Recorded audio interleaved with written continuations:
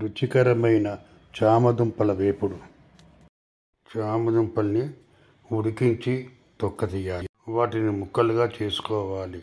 మూకుల్లో నూనె వేడి చేయాలి. అందులో ఈ ముక్కల్ని వేయాలి.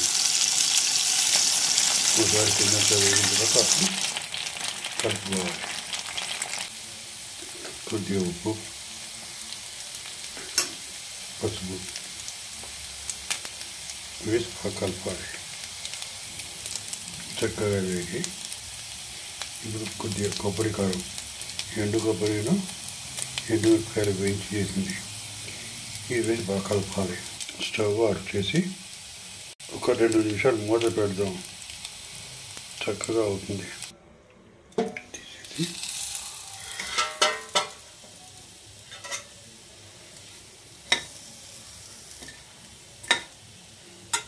ఇప్పుడు వాటర్ పాత్రలో తీసుకుందాం.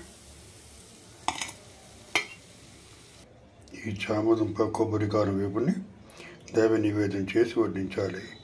Thank you for watching.